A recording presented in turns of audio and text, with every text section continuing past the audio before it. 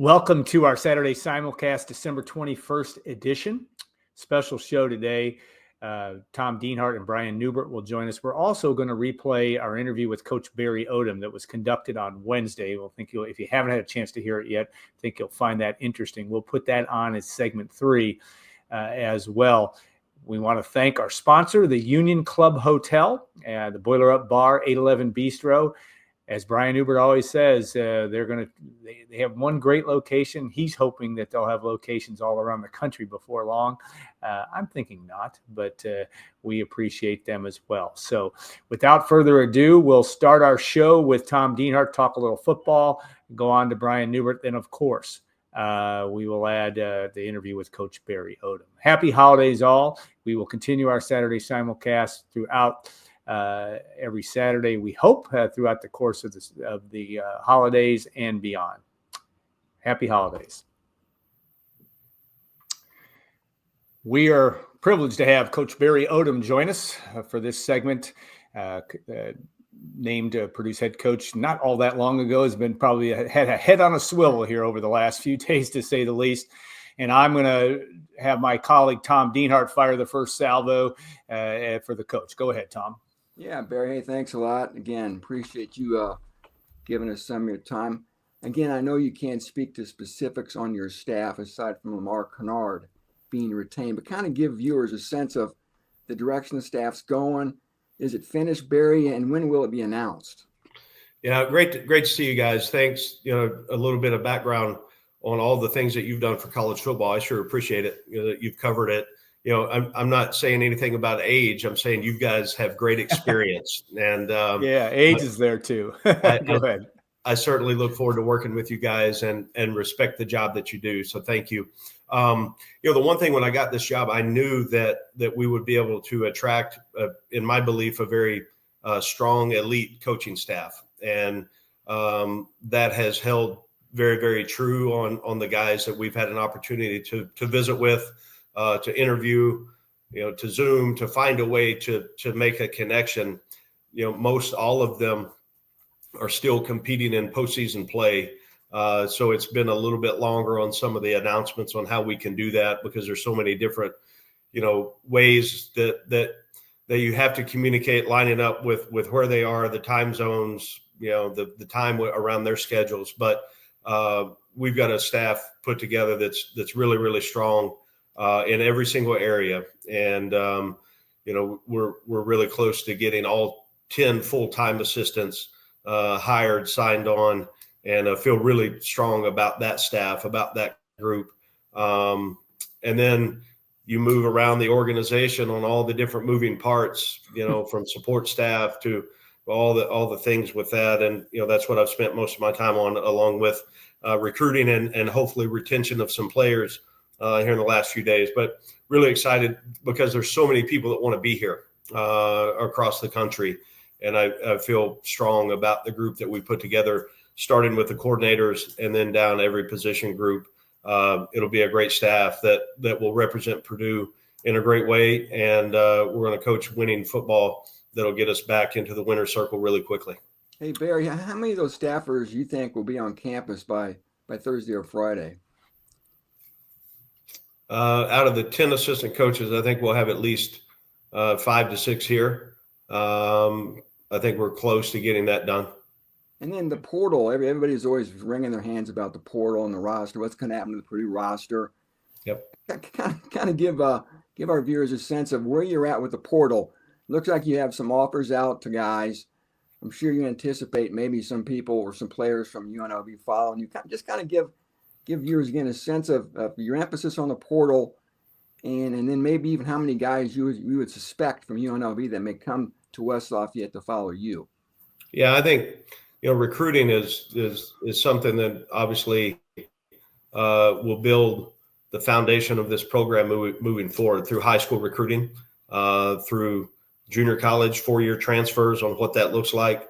The roster management piece over the last couple of years has become something that it's ever changing on the abilities for players to come and go. So the calendar is aligned with that now is the open time for some of those transfers to take place. There's going to be another round of guys enter the portal after bowl games are over.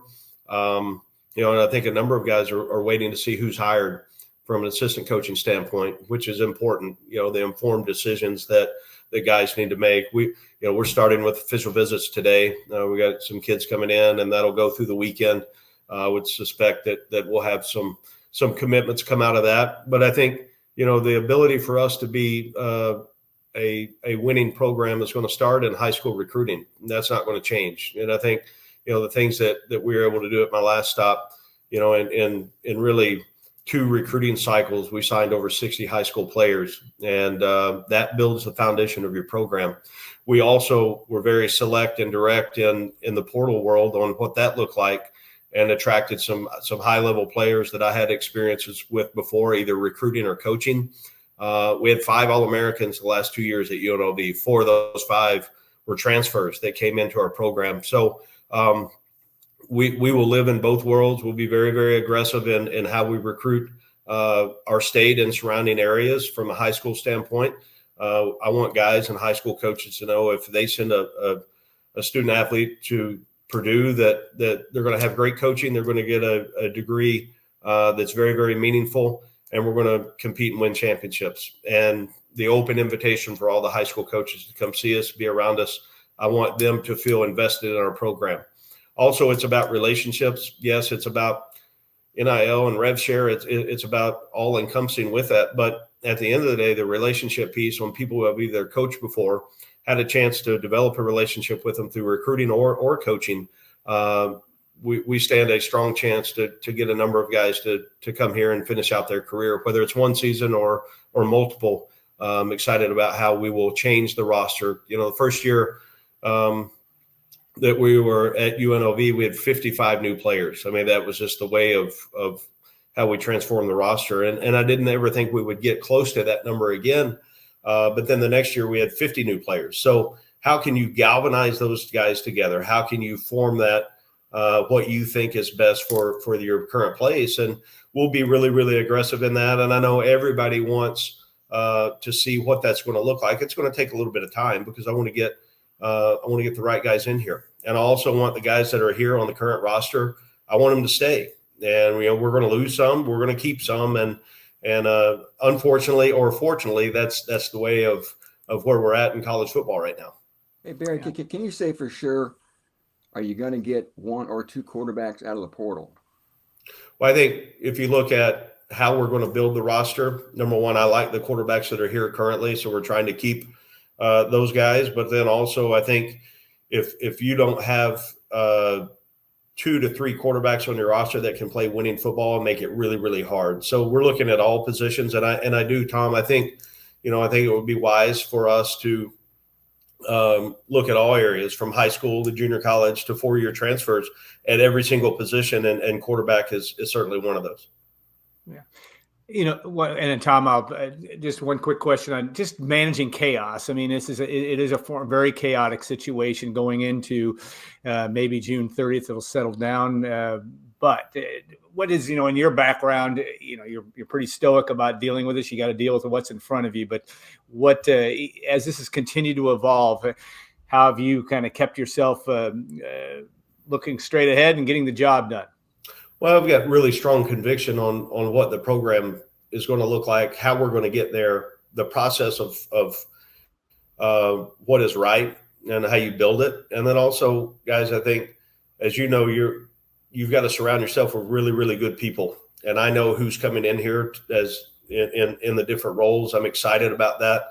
I know that they're thrilled to be representing Purdue. And so once we get those guys here and what that looks like, the players are going to follow the ones that are here and the ones that we're going to bring here. So I know the vision of what it looks like. And I don't say that, guys, I'm not saying it arrogantly. This I'm confident in what we're going to do. And, I know that the foundation, once we get started January 13th with our team, whatever that looks like, we're going to build it the right way. And I'm excited about getting into our winter conditioning program. I'm excited to get into our winning edge program.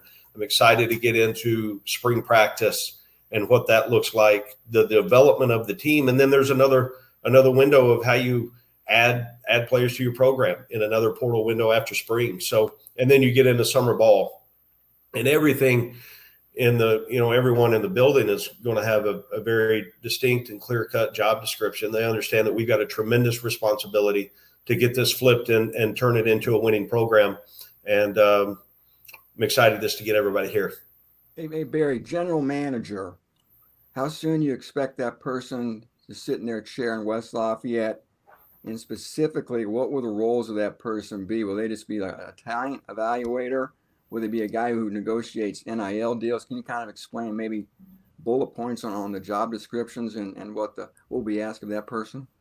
Yeah, Tom, that's a great question, because you look at every organization is different on what they have the general manager to do. It's such a new term, in college football. Ours will be on campus within the next 48 hours.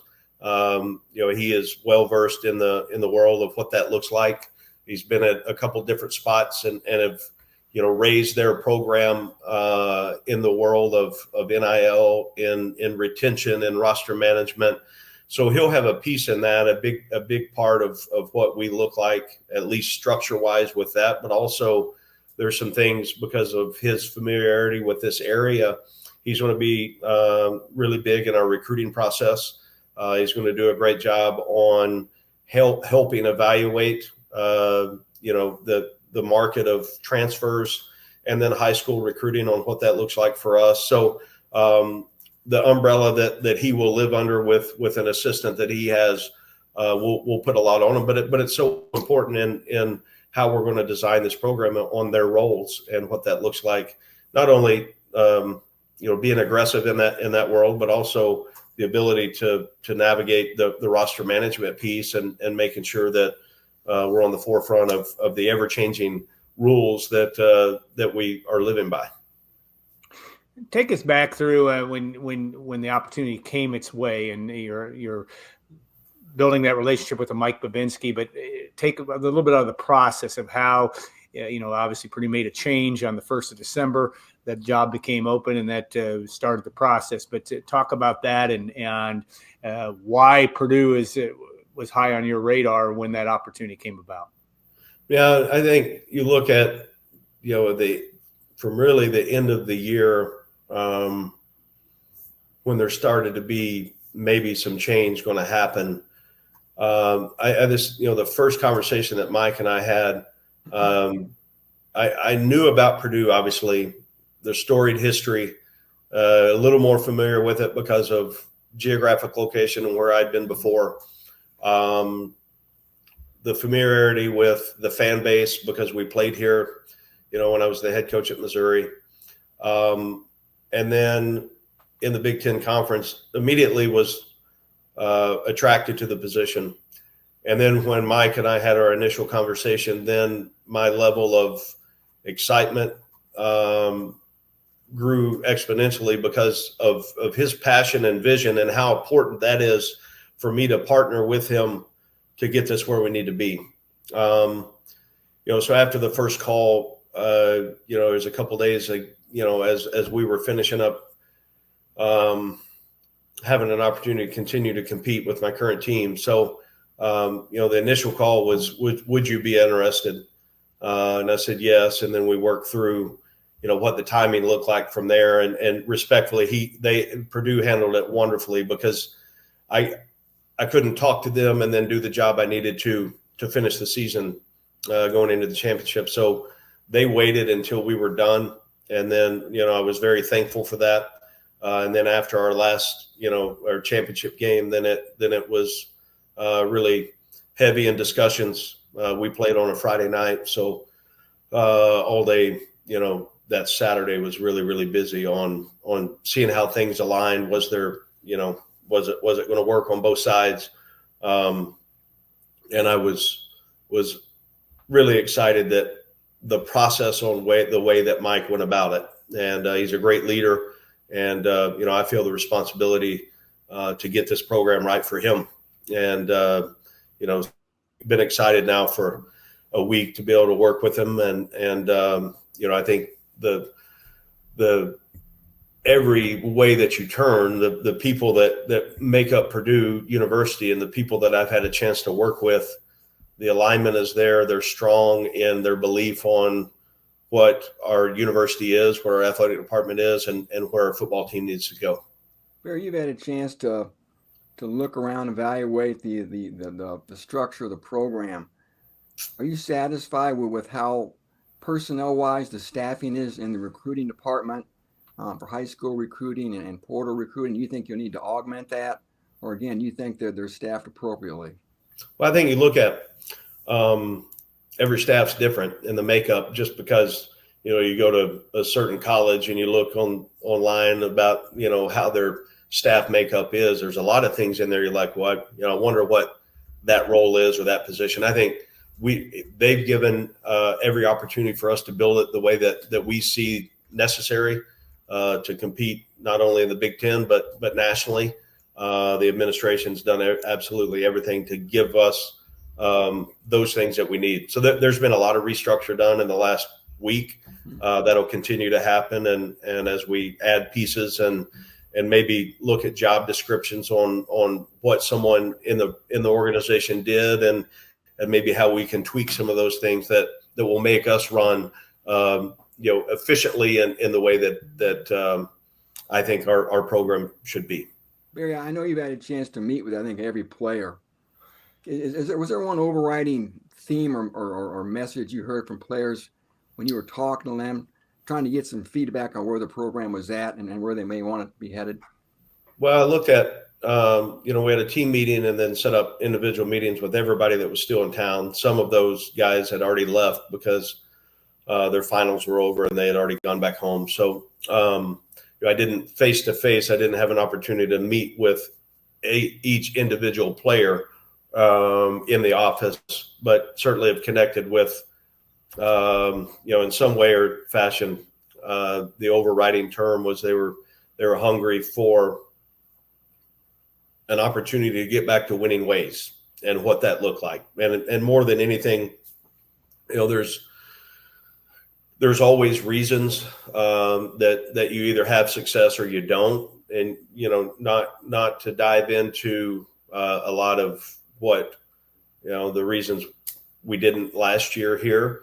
I don't know. I want the guys that choose to stay here and what we do as a staff. I want to be judged on what we do from the day I got the job until our first game. And then let's judge the win-loss record after that. Nothing before we got here even really registers or matters, honestly. And that I say that very respectfully. I just, I didn't earn that, good or bad. I didn't earn it. What we have is from the day we've started, how we're going to move this thing forward. Yeah.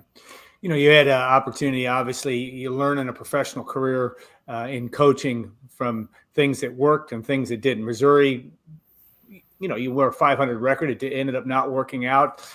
What did you learn from that experience, and how are you different? How do you think you'll be different as a head coach after Missouri than your assistant coach experience and then going to UNLV? How have you evolved from that standpoint? What did you learn? Well, I do know I'm a heck of a lot better coach today than I was last year at this time, and light years ahead of where I was when I got the job at Missouri in 2016 or 15, whenever that was. I think we all learn from experience in all walks of life. And, there were some things that we did really, really well at Mizzou. There were some things that you look at now, it's like, man, I could change some of those things up and it would be better. We did 3 out of 4 years. We qualified for bowl postseason play there. I got fired after going 6-6. We came up short. So, the thing you do, you get up, you dust yourself off, you look in the mirror, you're able to evaluate what you did well, what you need to change. And then you evolve and you find answers. There's solutions and answers everywhere. If you're willing enough to be vulnerable, find what's best for that team, and then go implement them. So I think, I've learned every step of the way, every stop of the way, and taken something from every program I've been in. And this team that we create here will be so much different than the team I coached last year. Every team is different, but I do believe in the way that we practice our structure. That's evolved for me over the years. I think we're very, very efficient. I think everybody in the program is going to get equal amount of reps. You look at the opportunity to build teams that way. Some of the philosophies that I had in recruiting and what I know now on how to do things have changed dramatically for me on the structure of what that looks like on building a recruiting department and how involved I need to be as the head coach. And also, in the way of college football with NIL and revenue share. I mean, that stuff didn't exist when I was there. So, we transformed, the last place I was with some of those ways, but also foundationally, it's down to getting guys that, fit the things that you want culturally in your program. You've got an opportunity to build something here with guys that align with the things that I believe in. You got to like ball. You got to like the process. The habits are going to end up defining and be exposed on game day, and how we build that is a lot of fun for me. I also look at the chance to surround yourself with really good coaches and how important that is for an offensive coordinator, defensive coordinator, special teams coordinator, because there were times learning at Mizzou on some of the things that I was trying to do a lot of things. I was trying to be the head coach. It was also, the defensive coordinator some at times. You just learn by experience. And I think more than anything, surrounding yourself with really, really good people that can thrive. And my job to build them up as the head coach in their roles. I've got a little different perspective on that now than I did then. All right, time for one more question from Tom and then maybe a follow-up, and fire away, Tom. Yeah, just real quick, Barry, we know revenue sharing starts July 1st. But again, the future of collectives in the Boilermaker Alliance, do you see a place in the college sports landscape, specifically football, where a Boilermaker Alliance and collectives are going to be needed and can be valuable or not? Oh, absolutely. I think you look at the opportunities for that area specifically to continue to help this program. I think it's, in how does that coexist? I think it's going to be hugely important for the success of our athletic department. It's different. It's a different way of thinking on what the traditional method has been for years and years and years now. But also there's ways to transform and change the experience for student athletes. And it's so important that we have the involvement of all those that care about Purdue. And, there'll be some transition time on really what that looks like. And, collectively together with our athletic department on how we're putting that together. There's so many alumni, so many supporters at Purdue. That's another reason that I really wanted this job, because I think it's an elite job in all of college sport. All right, Coach, thanks so much for your time. Happy holidays to you. And hopefully you get a little time to share them with your family. Your family on the way to West Lafayette, I assume, at some point in time. And we appreciate that very much. Thanks again. Guys, have a great one. I appreciate it. Happy holidays. Brian Neubert joins us. A lot to talk about here on this Friday afternoon. And Purdue Sports is in the process of making the trip to Birmingham, Alabama to watch and report on Purdue's matchup Saturday against the number 2 ranked Auburn Tigers. And that will be the sternest of challenges. Purdue fresh off of a 70-66 loss to Texas A&M last week in Indianapolis. Brian, I know there's been some, I don't know if gnashing of teeth is the right term, but Purdue 8-3. Certainly has been Purdue's lost games in the non-conference for the first time. And as you've written many times, that was bound to happen. Now Purdue will have faced probably its biggest test of the year, heading to Auburn against a team that looks like a national championship type team, though likely without its star player, Janai Broom. But this is a team that's going to be really challenging for Purdue come Saturday afternoon. Yeah, extremely athletic, extremely fast. Typically, I haven't seen Auburn play all that much on TV. I saw them play a little bit against Houston in that game. That was quite the adventure. Auburn getting there because they got on a fight on the plane. But just typically, they play very, very hard. They've always got length. They've always got size. They've always got grown men. They're always athletic. And if they defend at the level that would amplify all of those things, that's kind of what's given Purdue problems here this year.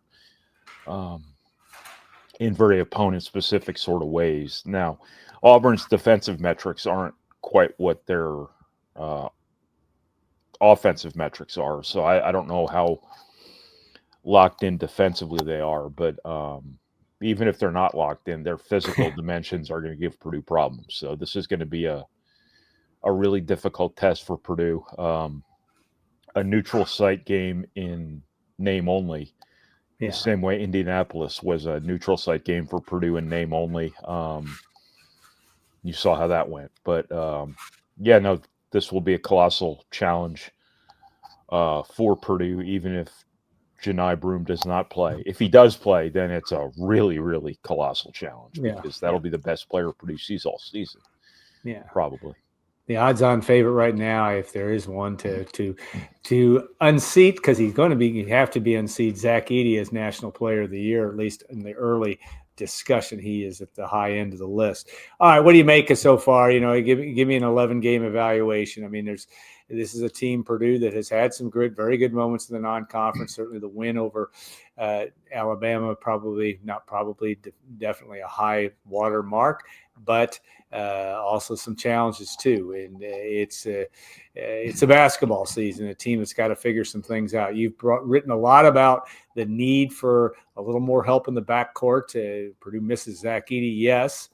They also missed number 55, Lance Jones, and just what he brought to the table. Obviously, neither of those guys are coming back. What do you think? Where do you think Matt Painter is trying to go with his team, and what do they try to get out of this experience this weekend?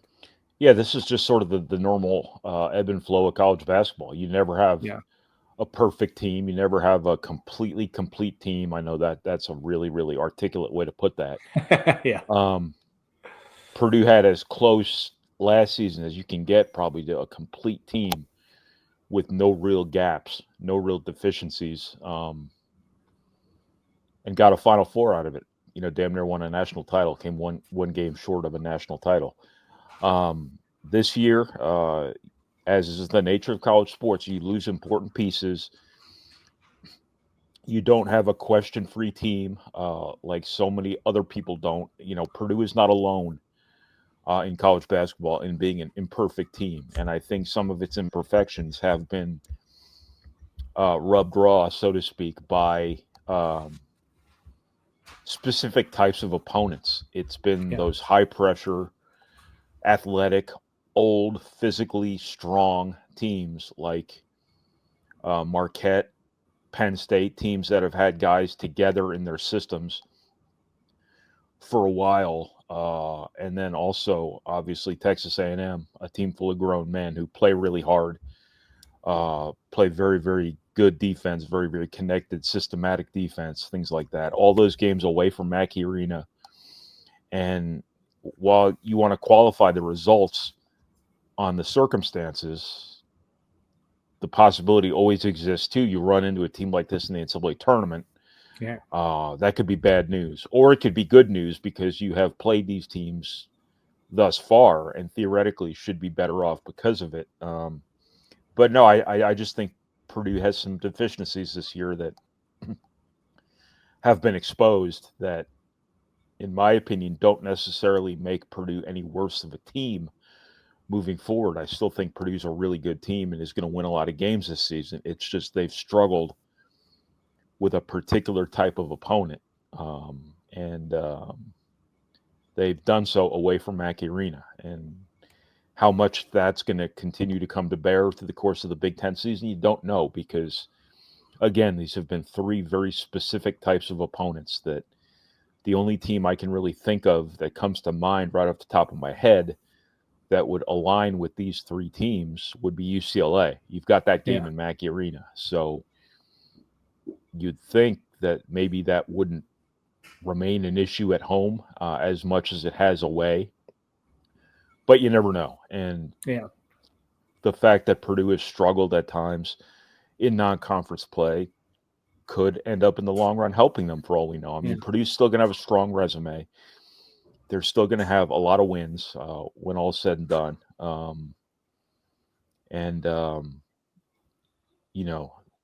November and December has never made a season, and it won't again this year. Yeah. There have been years where, again, we go back to the 2019 team, 6-5 at one point in time, right? And of course, came within one bounce of getting to the Final Four. So that's won the Big Ten by a mile too that year, and won the Big Ten by a mile. So we'll see what happens as Purdue continues to develop and tell the story of the 2024-25 season. All right, a lot going on in the world of Purdue sports this week that we can talk about. Certainly one of the more surprising, if not shocking, news is in a sport that we don't cover on a game-by-game basis by any stretch. Of course, Purdue volleyball, but certainly match by match.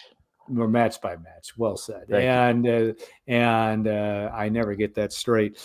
And yet, big news coming out because it's really maybe more of a symptom of where college sports is these days. Purdue loses 4 players or has 4 of its top players, certainly 2 of its top players, Neva Hudson and Chloe Chacoin, jump into the transfer portal. A surprising development, just based on the culture that Dave Shondell has built in a program that has been maybe at just below the top tier of the NCAA top teams. Purdue was ranked in the top 10 much of the season before bowing out in the Sweet 16. We are not in a position necessarily to comment on the talent level or what this may mean, except on the surface, it was a big development just because that is the world of college sports today. What was your take when you heard of that news and became a story earlier this week? Well, yeah, obviously I want to qualify everything I say with the fact that I don't cover volleyball. I haven't covered volleyball since I was in college at the Exponent. I couldn't pronounce the players' names probably if I tried to. I've seen them in print, but I've never really engaged in meaningful conversations about any of them. But, I'm sure everybody wants to go right to the NIL piece of it, and it's possible that's part of it. Volleyball is a major revenue sport at some places, and probably has some NIL opportunities that go along with that. I'm thinking of places like Nebraska. I'm thinking of places like maybe Penn State to a certain extent, some of the Western schools.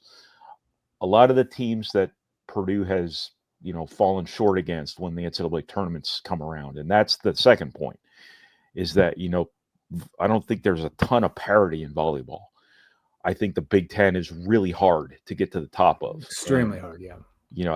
Purdue has gotten to a really, really high level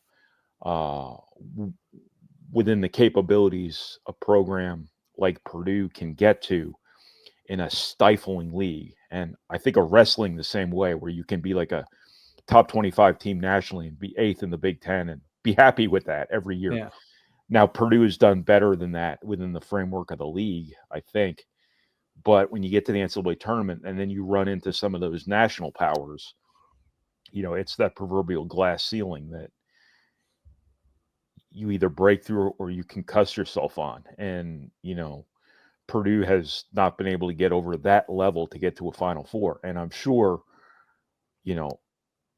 part of the decision-making process here for some of these young women was to get to a Final Four. And they could have stayed at Purdue and tried to do it themselves together again, knowing full well that they've not been able to get over that hump thus far. And by they, I mean Purdue's program, and not necessarily just that collection of players. Correct. Or they could go find, and I don't say this as a slight to them, the path of least resistance, where they can just go be damn near guaranteed a Final Four appearance. I kind of go back to Zach Edey, Braden Smith, Fletcher Lawyer, Trey Kaufman-Wren, Mason Gillis, all those guys after they lost Fairleigh Dickinson. And losing to Fairleigh Dickinson is very different than losing to Louisville in the NCAA volleyball tournament. But they could have left. They could have left Purdue. Yeah. They could have gone and signed with Kansas or wherever and been virtually guaranteed at least an Elite Eight, if not a Final Four. And they decided I don't know how much thought went into it, but they all came back to Purdue and they wound up doing it together. Now, very different circumstances, very different sports, obviously. But there were options there to try to get to that Final Four, to try to get to that national championship type of level. And I'm sure between the competitive piece of it and maybe the NIL piece of it, that was just something Purdue couldn't overcome to keep this team intact. Yeah. Excuse me. And as it turned out that that my voice to the transfer portal here. Yeah. You look at that situation, and obviously now that in the National Volleyball Championships this weekend, the Final Four, it's chalk. All the number one seeds get there, and that's telling in its own right. I think that's a correct analysis, the way I look at it. That again, that these are all, it's Wisconsin, it's Penn State this year, it's Louisville, it's on down the line. These are all programs that are just a notch ahead. We saw that when the two sellouts with Purdue this year in Mackey Arena, they beat Indiana, but like a drum in 3 sets. But when they came up against Wisconsin, they couldn't win a match. And not a discredit, Dave Shondel's program has been a terrific one, but just one step short. And I think you're right. It's a tougher sport. There's maybe a little less parity to the untrained eye in that situation, and we shall see. But it is it's a difficult, and that's putting it nicely, blow to Coach Dave Shondel's program. Okay, another difficult event that happened on Wednesday night, at least in the Purdue basketball world, was the passing of Frank Kendrick. Somebody we both knew well, and you knew his son Christoph, very well, but a guy that was around Purdue program. We've covered him when Frank was coaching as an assistant under Coach Gene Cady. Known him for years. Talk just about your experiences just with him and also with that family and how much basketball meant to them, because it did, and what it means maybe to Purdue basketball, just losing this icon at the age of 74. Yeah, I think anybody who had ever been around Frank would tell you this, that he's one of those guys you kind of look forward to seeing. Yeah. Like, he just made you feel good about yourself when you were around him. He was hilarious. Yeah, one of the funniest people I've ever been around. And he had such a way about him, such a delivery, where he would kind of look you up and down. He'd hold on to your hand when you're shaking it for an extra second. And then he'd say the funniest thing you've ever heard in the funniest way you could ever hear that said. Just a really, really colorful guy, a really, really charismatic guy, a really, really magnetic guy, and a guy who, loved his family, loved Purdue, loved basketball. The whole Purdue part of it, got weird there for a while. Sure did. But one of the most touching human things I think I've seen in this job that too often just strips the humanity out of everything is when he came back to that first reunion. Yeah. That guy was happy as hell. I mean, like top of the world happy. And when they put him in the Purdue Hall of Fame, the Athletics Hall of Fame in 2016, that dude was on cloud 9. Yeah. And he has been the biggest Purdue guy ever since then. Still came to games, was out at the Final Four, and just loved Purdue. It meant the world to him. And, he meant the world to a lot of his people at Purdue, Conzo Martin, Brandon Brantley, kind of on down the line. I think Matt Painter went to see him the other night, and, that was a nice gesture on Matt's part to do that, because Frank has been a really good ally for them the last couple of years, on top of just the human element of it and the Matt Painter trait of always embracing Purdue's past and things like that. And just absolutely loved Purdue. And Purdue loved him back in a lot of ways here in the last few years. You'd know him better than me. I was just around him in AAU a little bit. I was a little too young to catch the majority of his time at Purdue prior to these past few years, but just a guy you kind of look forward to seeing, and a guy who owned every room he walked in. And that's for sure. lit everything up around him, and his presence will be missed. And I know I'm not alone in that opinion. Yeah, you would have loved him as a player. I obviously had a chance, was old enough to watch him play. He was out of college before you were born, but a really good college basketball player that, this in the 1974 NIT champion team 51 seasons ago was one of Purdue's best teams. Of course, only 25 teams made the NCAA tournament in those days, and Purdue did not, but went on to be the first Big Ten team to win the NIT, and that was no small feat in those days. And Frank could get up and down the court, could handle the basketball, excellent rebounder. Never found a shot he didn't like, which a lot of people reminded him over the years, some of his teammates. But he played with some really good players, including Bruce Parkinson, obviously, and John Garrett and others. So, yeah, you're right. He will be missed. And I think that's the thing I think is important about Matt Painter and just kind of the way they run this operation. And it has been this way for a long time. It is the proverbial family. There are times when your family becomes estranged. Frank was estranged from the program for a period of time, but he was brought back in, and it was deliberate on both sides. Yeah. And I think that was a very, very important thing. All right, last comment I want to get I'll from give you a Brian. quick story real quick about Frank. Yeah, go right ahead. If we have time. We have time. When he was inducted into the Purdue Hall of Fame, I think it was 2016 that they announced. I think it was 18. I think 18 is when he actually went in. When it was announced he was going yes. in. I don't know when he was actually inducted, but I decided to call him, get some comments for a story. And, we all work remote. We've all got our recorders that we stick in our ears. And when you do that and you call people and you expect calls back, you're really rolling the dice if you try to do anything. Anything, drive, eat, use the bathroom. And so I'm out in the town that day doing whatever. I don't know where my wife was, but I decided to go eat dinner by myself at South Street Smokehouse there. The late, great South Street Smokehouse. And I get my food. I put it down at a table next to the window. So, of course, you know exactly what happens. I have a call into Frank to talk about being elected to the Purdue Athletics Hall of Fame. And as soon as I put my food down on the table, what happens? My phone rings. I look down. Oh, this isn't good. I'm looking at my food. I'm looking at my phone. And you can't do an interview in a busy restaurant. So I had to walk outside to the opposite side of the window that looked right at my food. So I get on the phone with Frank. I ask him a couple questions about going to the Purdue Hall of Fame.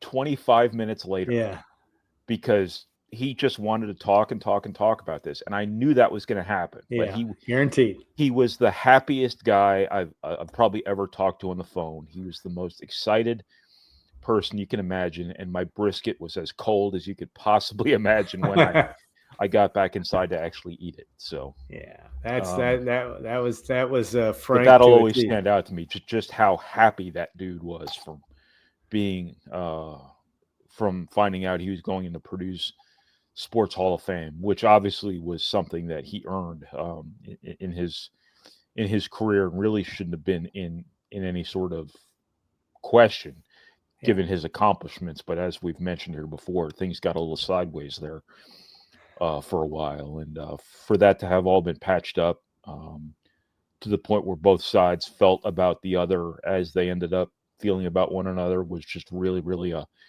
heartwarming deal. And I don't throw around the word heartwarming because I'm a pretty cold-hearted individual, but it was really neat to see. Yeah, it takes two sides. Matt Painter and company, like I said, they embraced him, and a very, very important thing. All right, we're going to bring this segment to an end. We'll look forward to your coverage after the game Saturday when Purdue takes on Auburn, and it'll be then the Boilermakers are off for 8 days before they take on Toledo at home on Sunday the 29th, I believe it is, for an early evening contest against the Rockets before heading back into Big Ten play. I think Brian gets to go back to his homeland, Rutgers, January 2nd. Is that right? My natural habitat. No, Minnesota's January 2nd, right? I get that schedule screwed up, but your natural habitat is drone country. Yeah, no doubt. All right. Tom Dienhart joins us, and for Purdue football talk, and then some a busy time with the hiring of Barry Odom, of course. The opportunity to speak with him in segment one. I heard what the coach had to say as he is preparing for. He's already in the thick of a very busy time. But Tom, it has been roster moves. It's been coaching hires.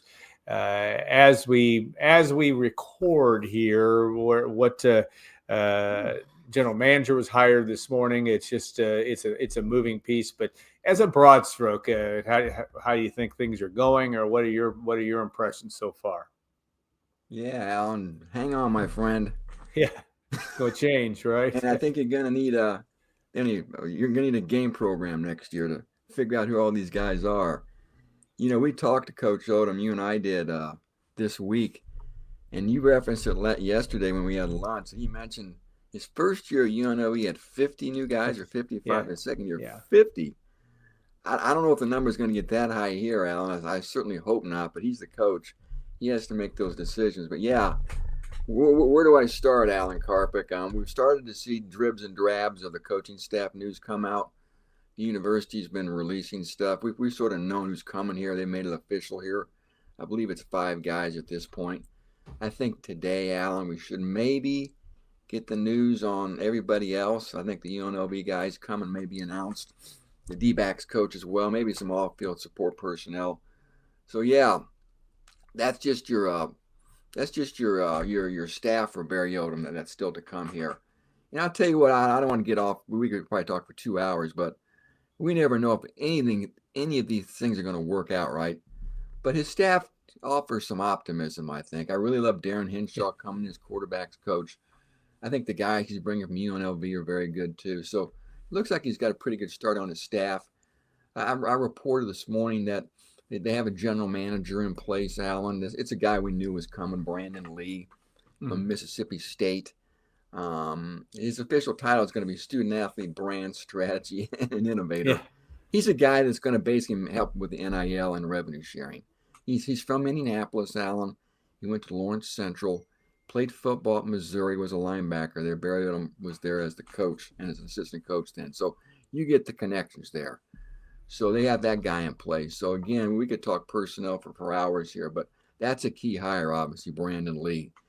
He's your new Noah Joseph. But again, his skills are going to be a little bit different than just being like a true football GM who's evaluating tape. He's going to be more of, I think, of a money strategy type NIL guy. And again, the staff, like I said, keep your eyes peeled to social media. Keep your eyes peeled to the message board. Keep your eyes peeled to our site, because there's going to be plenty of news flying here, not just today, but for the next probably month. Yeah. And, it is a broad stroke, though, with this staff. He seems to, it would make perfect sense, obviously, for Barry Odom. He hit on that when we talked to him earlier. But the notion of these are guys that had been around him. Of course, Lee was a guy that was a linebacker, like you mentioned, for him at Missouri. Just the kind of guys he's got have been kind of in his network. He hasn't really gone out of his network deeply in terms of so far with the assistants that are coming in. No real out and left field hires at this point. Yeah, you like to hire who you know, don't you, Alan? Yeah. I think it gives you a level of comfort. You've had to hire a lot of people over the years, so you could speak to you would like to bring in people that you've worked with that you know. And Barry Odom has certainly been doing that so far. You're right. Just to recap, Darren Henshaw, he was at Central Florida, is going to be your quarterback's coach. 2 guys from Arkansas, defensive ends coach Jake Trump, defensive line coach Kelvin Green. Of course, Barry worked at Arkansas with those guys, so there's your connection. And then the offensive coordinator Josh Henson, coming from USC. He's an Oklahoma guy like Barry.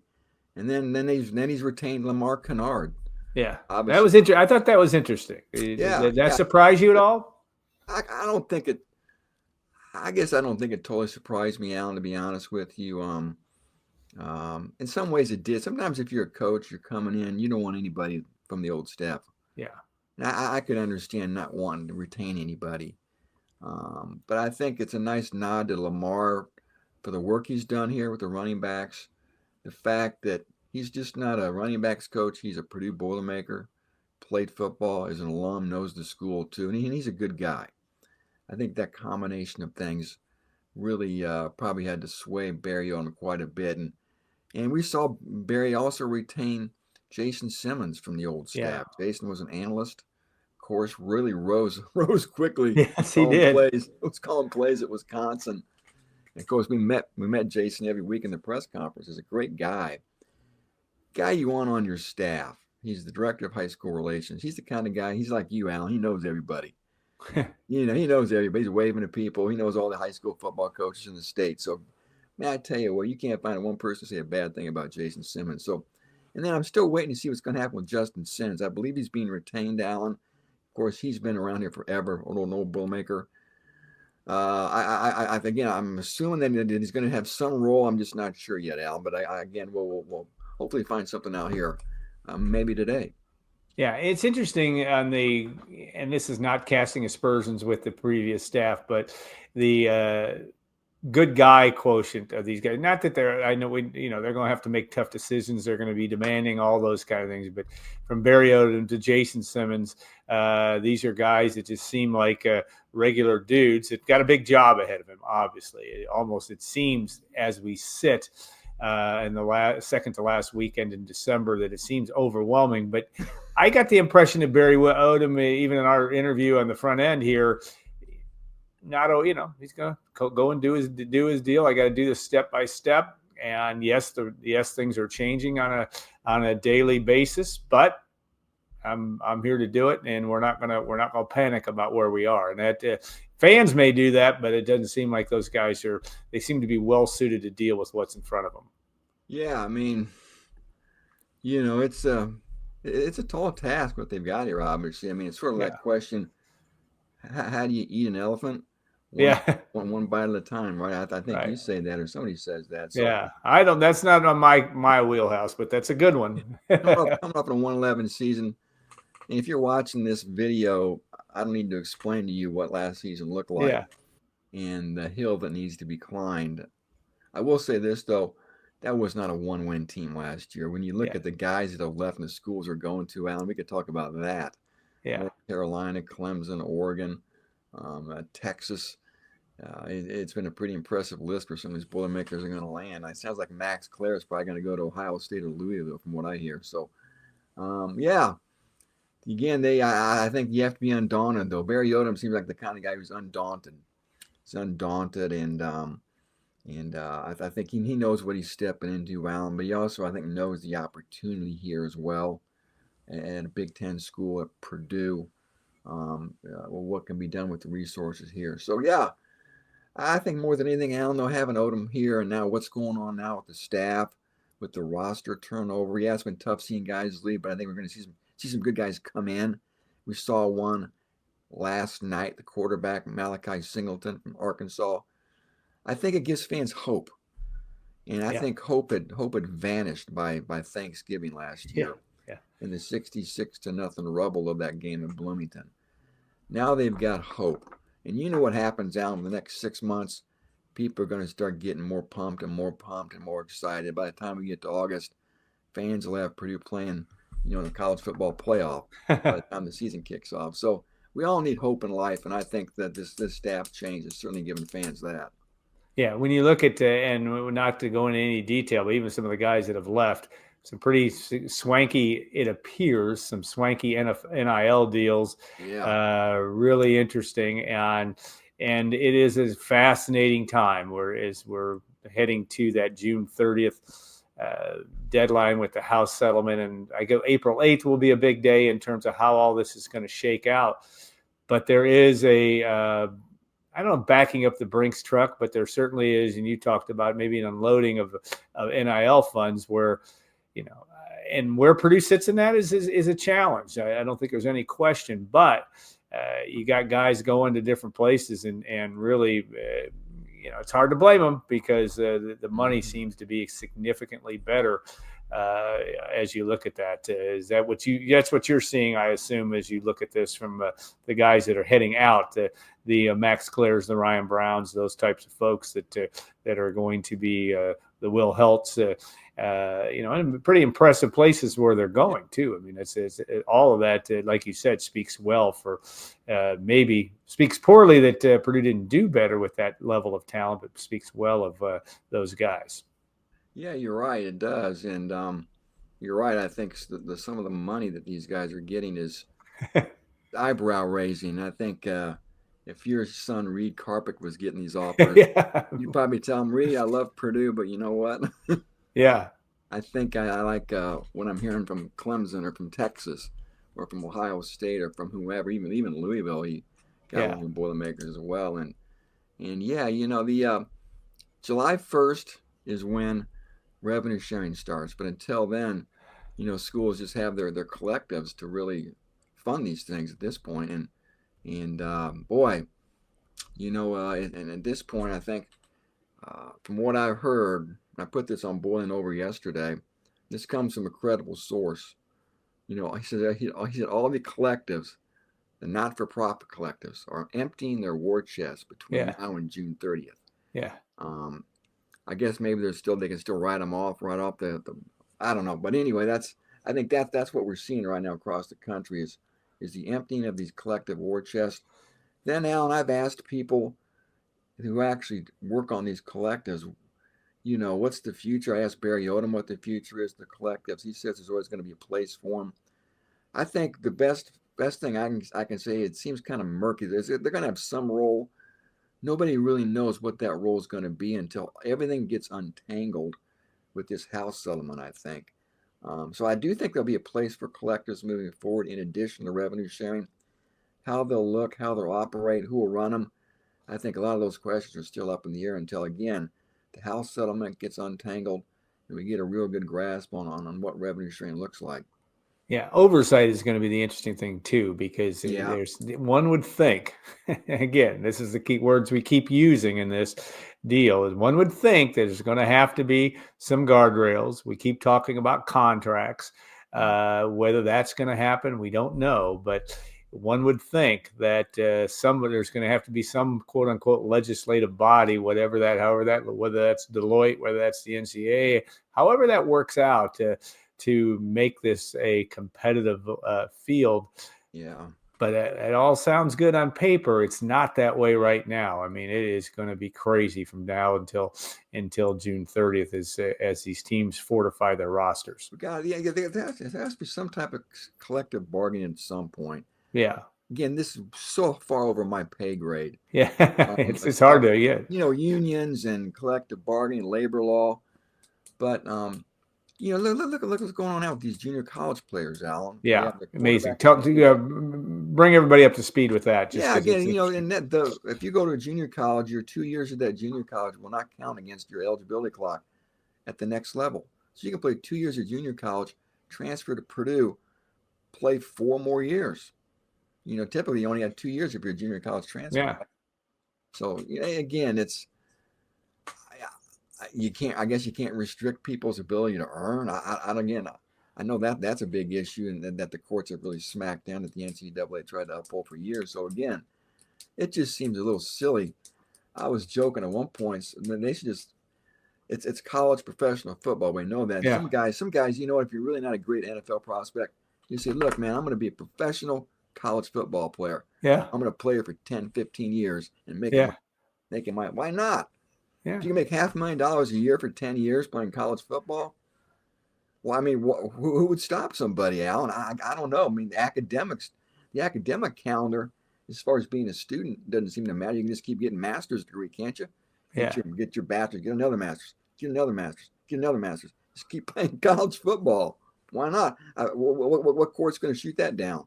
Yeah, who knows? And it is going to be interesting in its own bizarre way of how to do it. All right, the Carolina blue on your shirt reminds me of Bill Belichick.